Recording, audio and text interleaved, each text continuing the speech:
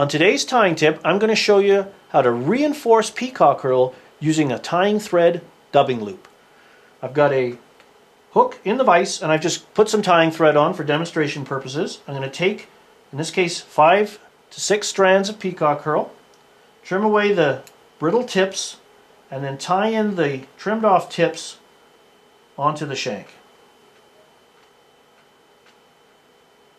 I'm going to pull down a length of tying thread. A manageable length, about 4 to 5 inches, is fine. If you need more than that, just form multiple loops. Long loops are hard to control when you wrap, and of course can be potentially hard on the knuckles when you spin everything tight as you hit the tying bench. So I'm just going to form my thread loop. I bring the loop up to the vertical and secure it back like a tail, and then we'll move the tying thread up and out of the way. And by forming the thread loop forward and winding back, we close the loop right tight at the hook. That way things can't slide out or around. Now, we're going to take our peacock herl, come down, and I've stroked the left side of the thread loop together with the peacock herl.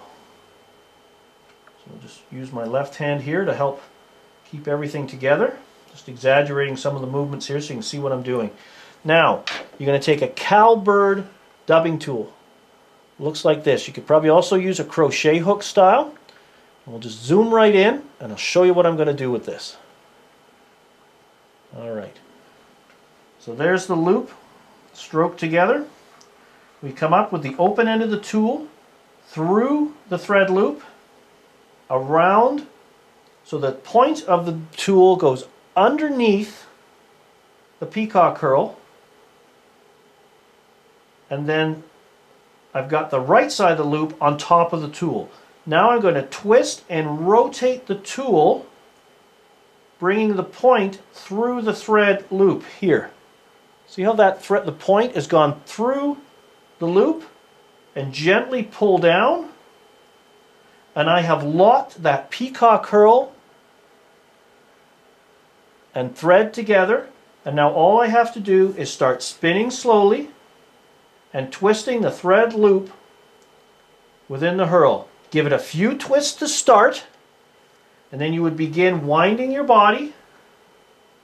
And I often put a coating of super glue along the shank to add further reinforcement, and then twist it tighter. If you twist the herl loop tight, you run the risk of breaking the herl right where you tied it in, where it's most brittle. Let's get that bobbin from swinging away. So you want to spin gradually, a couple of wraps, and then wind some more, and keep spinning and winding as you carry forward to form the body. Continue twisting. Bring that herl forward, up and over, tie it off, and your peacock herl body is complete. Reinforced and ready to go. And by durable, I mean durable. Like you can, you're going to remove a few fibers, but if you were to do this to regular peacock herl, you'd cut it a lot more.